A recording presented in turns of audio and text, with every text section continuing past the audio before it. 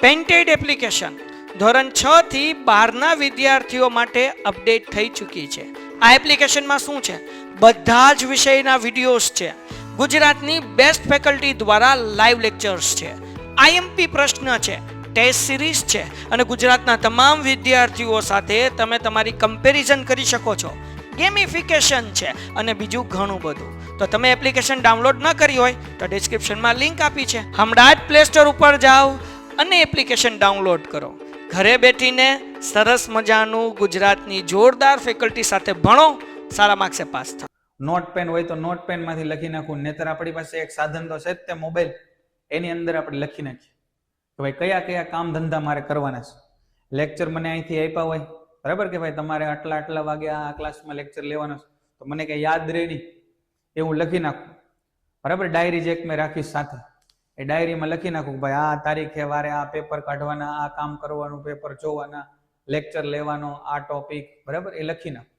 તો તમારે થોડી આદત રાખવાની. એક કેમ આપણે લેસન ડાયરી ન હોય સ્કૂલમાં, ન બનાવડાય તો આપણે એક નાની ડાયરી બનાવી લઈએ કે ભાઈ આ 12 તારીખે, 13 તારીખે, 1 તારીખે, 2 તારીખે જે કામ કર્યું એ આપણે લખી લેવાનું, બરાબર. તો એ યાદ રહેશે. ચાલો, હવે આપણે છેલ્લે અધિચ્છદ પેશીની વાત કરતા હતા. એ અધિચ્છદ પેશીની અંદર આપણે અહીંયા સુધી વાત કરી હતી. હવે આગળ જોઈએ ઘનાકાર અધિચ્છદ. જો નામ જ છે ઘન આકાર. ઘન નો મતલબ શું થાય? ઘન નો મતલબ સાહેબ જેની લંબાઈ, પહોળાઈ, ઊંચાઈ ત્રણેય સરખું હોય એને ઘનાકાર કહેવાય. ઘન આકાર અધિચ્છદ એનો મતલબ ઘન આકારના કોષો. ક્યાં જોવા મળે સાહેબ ઘન આકારના કોષો? જો આર્યા, આ કોષોની લંબાઈ, પહોળાઈ, ઊંચાઈ આ બધું લગભગ આપણને કેવું જોવા મળે સાહેબ? સમાન જોવા મળે. આવા કોષોને આપણે ઘનાકાર અધિચ્છદ કીધું. આવા કોષો તમને ક્યાં જોવા મળી જશે સાહેબ?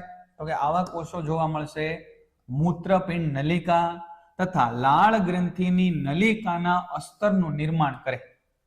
મૂત્રપિંડ નલિકા એટલે આપણી જે કિડની છે, જેને વેચીને લોકો આઈફોન લે છે, એ કિડનીની અંદર અનેક નાના નાના ગાળણ એકમો આવેલા હોય, જેનો અભ્યાસ આપણે 10મા ધોરણમાં કરશું. એને કહેવાય મૂત્રપિંડ નલિકા.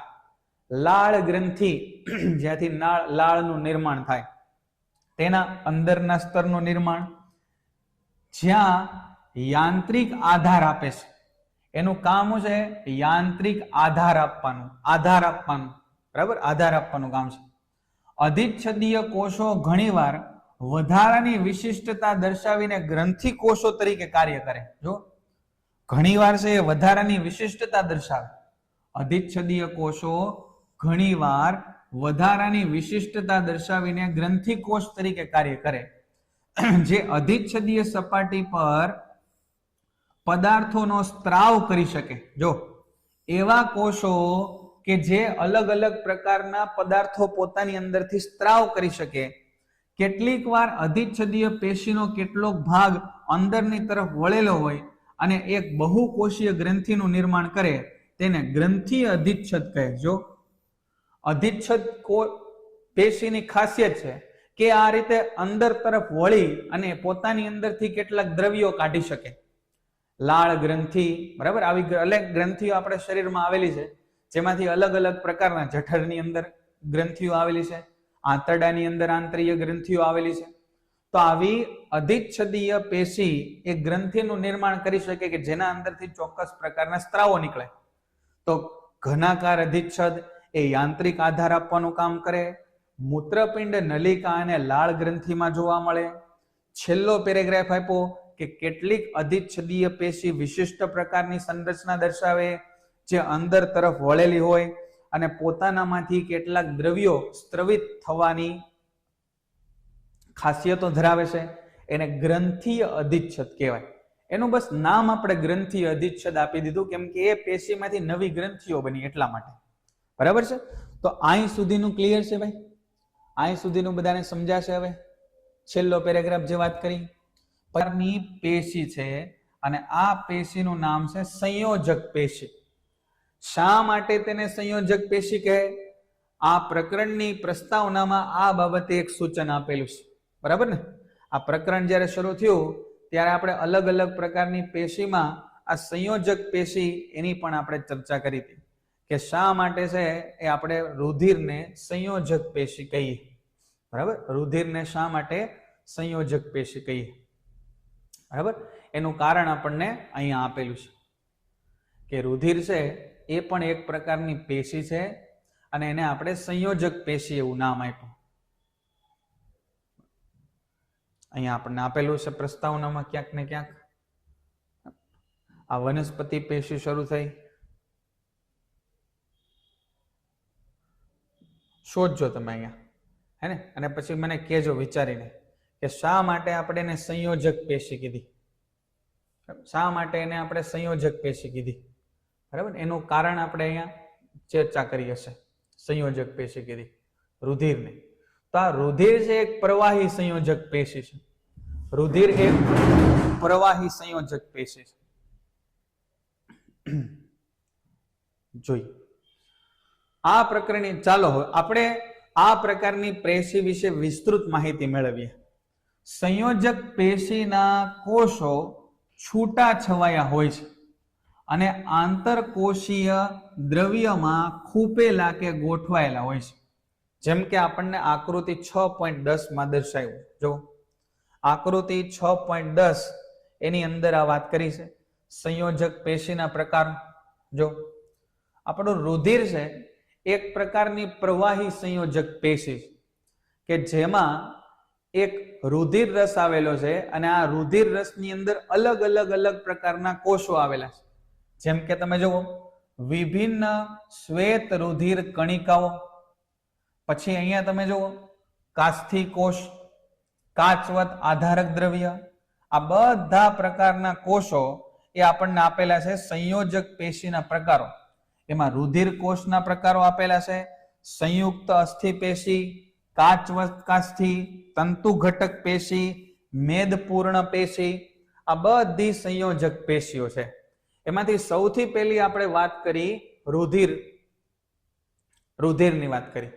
તો રુધિરની અંદર લસિકા કણ હશે, એક કેન્દ્રીય કણ હશે, ત્રાક કણ હશે, અલ્કલ રાગી શ્વેત કણ, અમ્લ રાગી શ્વેત કણ, તટસ્થ કણ, આ બધા શ્વેત રુધિર કણિકાઓ આવેલી છે. બરાબર, ફરીવાર રુધિર એક પ્રવાહી સંયોજક પેશી છે.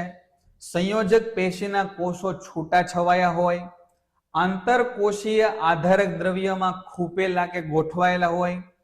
આ આંતરકોષીય આધારક દ્રવ્ય જેલી જેવું પ્રવાહી, ઘટ કે સખત હોય છે. આ આધારક દ્રવ્ય કેવું હોઈ શકે? જેલી જેવું હોઈ શકે, પ્રવાહી હોઈ શકે અથવા ઘટ કે સખત હોઈ શકે. આંતરકોષીય આધારક દ્રવ્યનો સ્વભાવ વિશિષ્ટ સંયોજક પેશીના કાર્યને અનુસરીને પરિવર્તનશીલ હોય. હવે ઘણી બધી પ્રકારની સંયોજક પેશી હોઈ શકે. તો આ જે આંતરકોષીય આધારક દ્રવ્ય છે એ કેવું હશે? જેલી જેવું હશે, પ્રવાહી હશે, સખત હશે. એ કોના ઉપર આધાર રાખે? તો કે એ આધાર રાખે કયા પ્રકારની પ્રવાહી, કયા પ્રકારની સંયોજક પેશીનો તમે અભ્યાસ કરો છો એના ઉપર આધાર રાખે. ફરીવાર રુધિર એની અંદર આવેલું હોય રુધિર રસ. આ રુધિર રસની અંદર ઘણા બધા કોષો તરતા હોય. તો આ રુધિર રસ એક સંયોજક પેશી છે. આવી ઘણી બધી સંયોજક પેશી આપણા શરીરની અંદર આવેલી હોય. એની અંદર ઘન સ્વરૂપ હોઈ શકે, પ્રવાહી સ્વરૂપ હોઈ શકે, જેલી જેવું દ્રવ્ય હોઈ શકે. એ આધાર રાખે છે એના કાર્ય ઉપર કે કેવું કાર્ય એને કરવાનું છે. રુધિરના પ્રવાહી આંતરકોષીય આધારક દ્રવ્યના ભાગને રુધિર રસ કહે. જો રુધિર રસ, એના માટે અંગ્રેજીમાં શબ્દ છે પ્લાઝમા. તમે સાંભળ્યું છે કોરોના વખતે પ્લાઝમા ડોનર. તો આ પ્લાઝમા એટલે રુધિર રસ. રુધિર રસની અંદર લાલ કોષો એટલે કે રેડ બ્લડ સેલ, શ્વેત રુધિર કોષો WBC, તેમજ ત્રાક કણો એટલે પ્લેટલેટ્સ નિલંબિત રીતે હોય છે. તો રુધિર આપણે કીધું કે રુધિર, આપણે જેને રુધિર બોલીએ છીએ એ રુધિર એટલે શું? તો કે સાહેબ રુધિર એટલે પ્લાઝમા, એટલે કે રુધિર રસ. રુધિર રસ. આ રુધિર રસ એની અંદર કઈ કઈ વસ્તુ આવેલી છે? તો કે એની અંદર આવેલા છે સાહેબ શ્વેત કણો, એની અંદર આવેલા છે રક્ત કણો, એની અંદર આવેલા છે ત્રાક કણો. ત્રાક કણો જેને આપણે રુધિર બોલીએ છીએ એ એક પ્રવાહી છે જેને કહેવાય રુધિર રસ, અને એની અંદર આવેલા છે આ બધા શ્વેત કણ, રક્ત કણ, ત્રાક કણ વગેરે. બોલો અહીં સુધીનું ક્લિયર છે બધાને? અહીં સુધી ખ્યાલ આવ્યો? જે બાબત આપણે ચર્ચા કરી, સંયોજક પેશી એટલે શું અને રુધિર એનો મતલબ શું થાય, ઉપર લખ્યું એનાથી તમને ક્લિયર થઈ ગયું છે. આવો પણ હોય છે. આ રુધિર રસની એની અંદર શું હોય? તો કે એની અંદર સાહેબ શું હોઈ શકે? તો કે એની અંદર પ્રોટીન હોય, એની અંદર અલગ અલગ પ્રકારના ક્ષારો હોય, અને એની અંદર છે અંતઃસ્ત્રાવો પણ હોઈ શકે. અંતઃસ્ત્રાવો પણ હોઈ શકે. આ બધી વસ્તુ આપણા શરીરમાં એક જગ્યાએથી બીજી જગ્યાએ પહોંચાડવાની જરૂર પડે, અને આપણા શરીરમાં એક જ વસ્તુ છે જે એક જગ્યાએ બીજી જગ્યાએ આખા શરીરમાં ફરતી હોય, એ હોય રુધિર.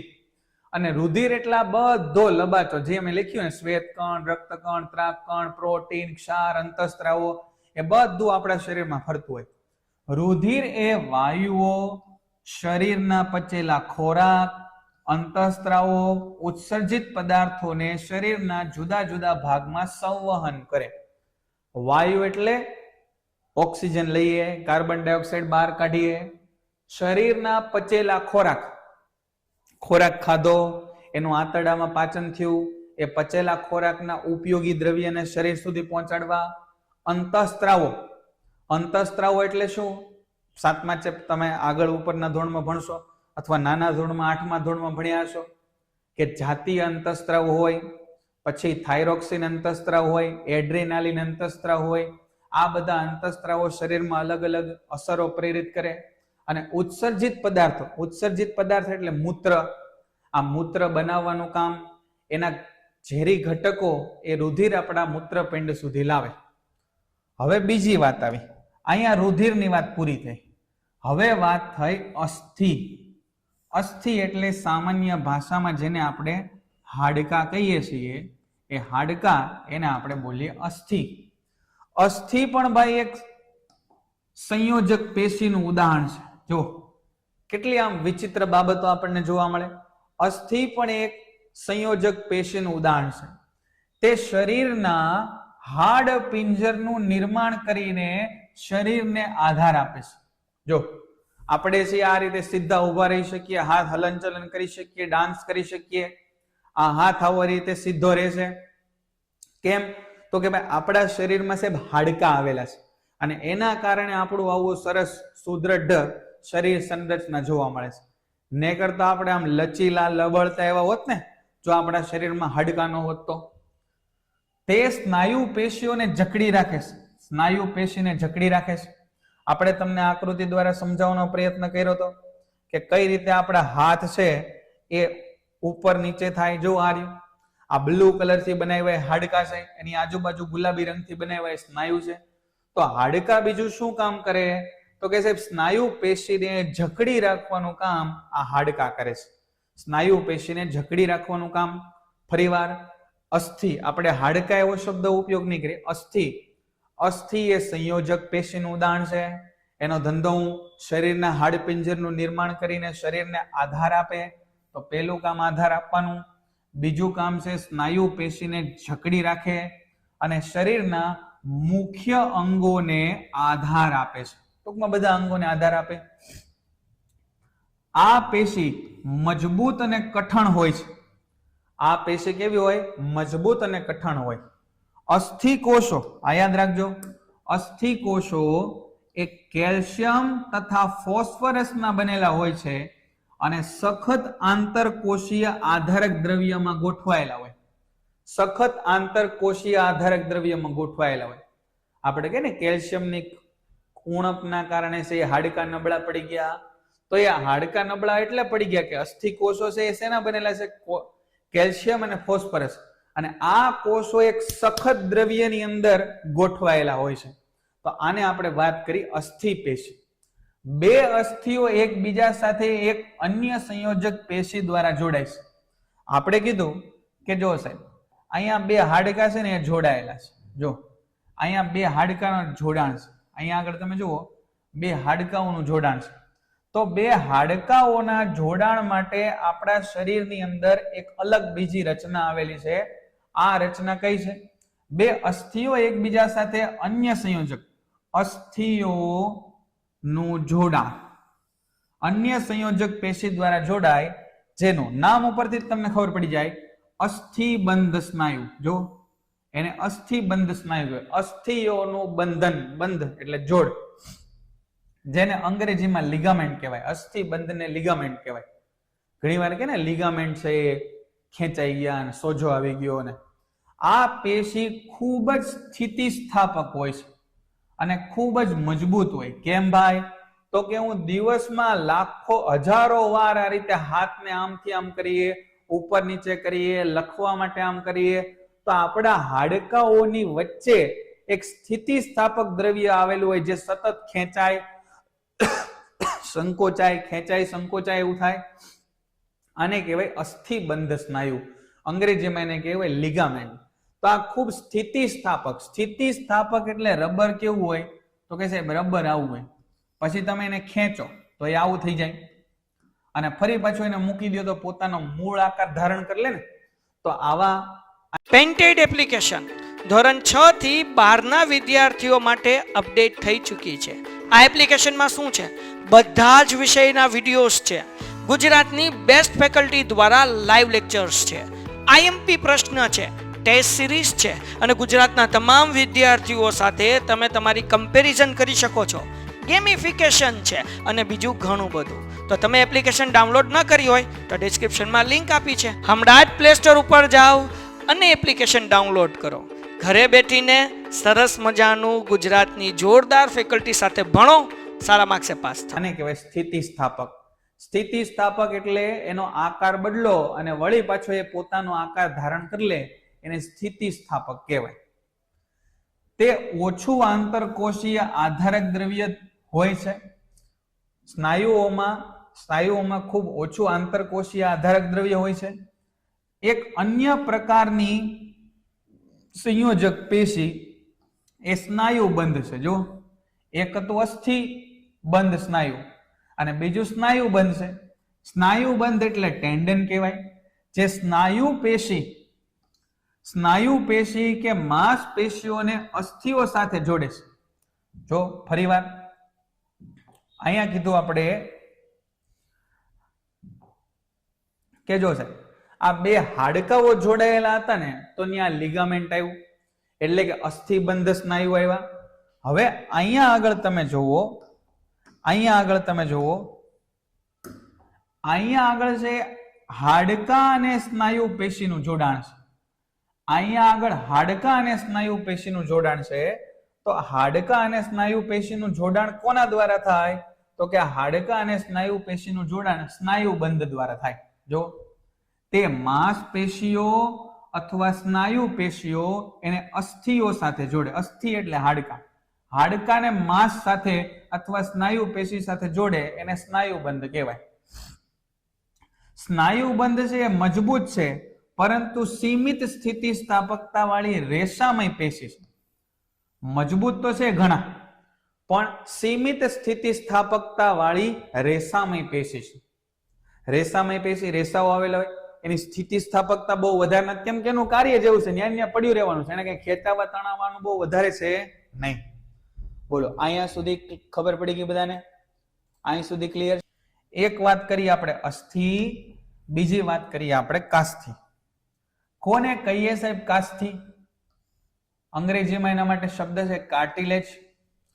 આ કાન આપણો એ નથી તો સ્નાયુઓ જેવો કે નથી તો હાડકા જેવો કડક, પણ આમ વળી શકે એવા પ્રકારનો છે. જો બરાબર? તો આ કાન, પછી આપણી શ્વાસ નળી, આ બધી જેની બનેલી છે એને કાસ્થિ કહેવાય. કાસ્થિ એક અન્ય પ્રકારની સંયોજક પેશી છે, જેમાં કોષો વચ્ચે ઘણી જગ્યા હોય તેનું ઘન આંતરકોષીય આધારક દ્રવ્ય પ્રોટીન અને શર્કરાનું બનેલું હોય. કોષો વચ્ચે ઓછી જગ્યા હોય, કોષો વચ્ચે ઘણી જગ્યા હોય. આ બધા કોષો જેમાં જમા થયેલા છે એ આધારક દ્રવ્ય પ્રોટીન અને શર્કરાનું બનેલું છે. તે અસ્થિઓના સાંધાઓને લીસા બનાવે છે.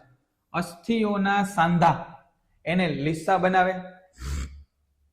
કાસ્થિ નાક, કાન, જો આપણું નાક, કાન, ગળું, શ્વાસ નળી આ બધામાં પણ હાજર હોય છે. બરાબર. કાસ્થિ ક્યાં આવેલી છે? તો કે અસ્થિઓના સાંધા એને લીસા બનાવવાનું કામ કરે. નાક, કાન, ગળું, શ્વાસ નળી એની અંદર કાસ્થિ આવેલી હોય. આપણે કાનના કાસ્થિને વાળી શકીએ છીએ, પરંતુ હાથના અસ્થિને વાળી શકતા નથી. આ કાનના કાસ્થિને આપણે વાળી શકીએ, પણ હાથના અસ્થિને વાળી શકતા. જો આમ વાળી અને વાળ્યું ન કહેવાય, એ તો અહીંયાથી સાંધો છે એટલે વળે, પણ આ જે હાડકું છે એને તમે વાળી શકો ના.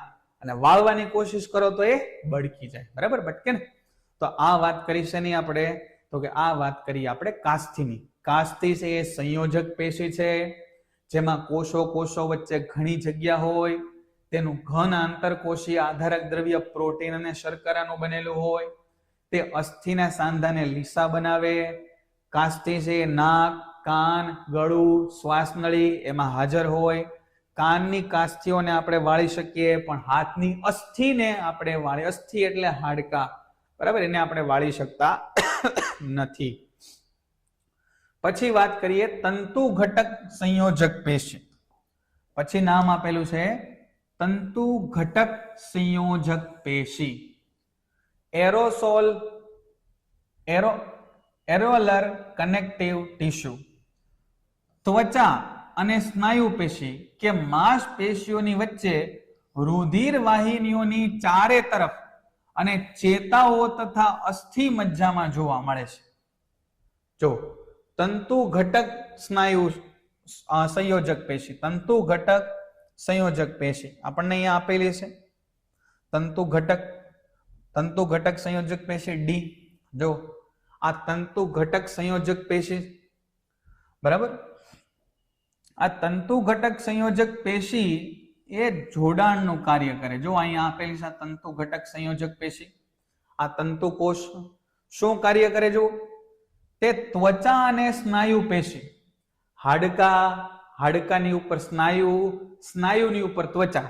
તો આ આપણી ત્વચા છે એ પણ સ્નાયુઓ સાથે જોડાયેલી છે, કે માંસપેશીઓની વચ્ચે હોય. આપણે આ આકૃતિ જોઈ, આ આકૃતિમાં આપણે શું દોર્યું? તો કે સાહેબ આ આકૃતિમાં આપણે દોર્યું હાડકા અને સ્નાયુ પેશી. પણ આ હાડકા અને સ્નાયુ પેશીની સાથે સાથે સાહેબ માથે ત્વચા હશે ને ભાઈ, ત્વચા હશે ને, ચામડી હશે. તો આ ચામડીને અને સ્નાયુ પેશીને જોડવાનું કામ કોણ કરે છે? એને જોડવાનું કામ, તો કે એને જોડવાનું કામ કરે છે આ તંતુ ઘટક સંયોજક પેશી. તે અંગોની અંદરની ખાલી જગ્યાને ભરે છે. જો અંગોની અંદરની ખાલી જગ્યાને ભરે છે. અહીંયા માનો કે જઠર આવ્યું, નીચે આંતરડું આવ્યું, અહીંયા યકૃત આવ્યા, તો આ બધી ખાલી જગ્યાઓને ભરવાનું કામ એ કોણ કરે? તંતુ ઘટક સંયોજક પેશી. આંતરિક અંગોને આધાર આપે છે અને પેશીઓના સમારકામમાં મદદરૂપ થાય. બે અડીને એકબીજાને અડીને બે અંગો આવેલા છે, એ બેની વચ્ચે એને આધાર આપવાનું કામ કરે અને જોડવાનું કામ કરે. આ વાત કરીએ આપણે તંતુ ઘટક સંયોજક પેશી. બરાબર. અહીં સુધીનું કામ બધાને ક્લિયર છે? અહીં સુધીનું પ્રમાણમાં સરળ, બરાબર, સરળ છે, ખ્યાલ આવશે? બરાબર. અને છેલ્લો પ્રકાર આપણને આપેલો છે ચરબી એટલે મેદ. આપણા શરીરમાં ચરબી ક્યાં સંગ્રહ પામે છે? આપણા શરીરની અંદર ચરબી એટલે કે મેદ એ ક્યાં સંગ્રહ પામે છે? ચરબી કે મેદનો સંગ્રહ કરવા વાળી મેદપૂર્ણ પેશી ત્વચાની નીચે અને આંતરિક અંગોની વચ્ચે જોવા મળે છે. બરાબર. ફેટ, ચરબી ક્યાં જમા થાય? ત્વચાની નીચે. પેટ ઉપર જમા થાય, ગાલમાં જમા થાય, સાથળમાં જમા થાય, આ હાથ આમ લચી પડે, તો આ બધી ચરબીઓ ત્વચાની તરત નીચે આવેલી હોય અને આંતરિક અંગોની વચ્ચે આ પેશીના કોષો ચરબી કે મેદના ગોલકોથી ભરેલા હોય. જો અહીંયા આપ્યું છે આપણને મેદપૂર્ણ પેશી. જો આ જે આપણને આકૃતિ દેખાય છે મેદપૂર્ણ પેશી છે, જેમાં આ ચરબીના ગોલકો આવેલા હોય. ચરબી કે મેદનો સંગ્રહ થવાને કારણે તે ઉષ્મા વિનિમયનું કાર્ય પણ કરી શકે છે. ઉષ્મા નિયમનનું કાર્ય, ચરબી કે મેદનો સંગ્રહ થવાના કારણે તે ઉષ્મા નિયમન એટલે કે અંદરની ઉષ્માને બહાર ન જવા દેવી અને બહારની ઉષ્માને અંદર ન આવવા દેવી એવું પણ કાર્ય કરે છે. તો આપણા શરીરમાં ચરબીના કોષો એને કહેવાય મેદપૂર્ણ પેશી, જે ત્વચાની નીચે અને આંતરિક અંગોની વચ્ચે આવેલા હોય. આ પેશીના કોષો ચરબી કે મેદના ગોલકોથી ભરેલા હોય અને ચરબી સંગ્રહ થવાના કારણે ઉષ્મા નિયમનનું કાર્ય પણ થઈ શકે. ઉષ્મા નિયમન એટલે એક જગ્યાએથી બીજી જગ્યાએ જતી ઉષ્માને વધારવી, ઘટાડવી, એટલે કે ઘટાડે, વધારો ઘટાડમાં ઘટાડે. બરાબર. તો આ આટલી ચર્ચા આપણે કરી. અહીં સુધી ક્લિયર? આ પીડીએફ મોકલી દેશો. જેટલી નોંધ આપણે અત્યાર સુધી જોઈ છે, અત્યાર સુધી જેટલા પાના આપણે જોયા છે ભાઈ આમાં, બરાબર, કુલ આ 1 2 3 4 5 6 7 અને 8 પાના આપણે જોયા છે. બરાબર.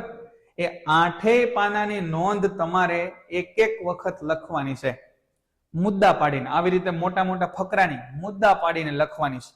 બરાબર. એને બધા મુદ્દા આપણે અહીંયા ટીક કર્યા જ છે, જુઓ. બરાબર. અને આજે જે કામ કર્યું આપણે, આજે ક્યાંથી કામ કર્યું? અહીંયા ઘનાકાર અધિચ્છદ, ત્યાંથી કામ આપણે શરૂ કર્યું.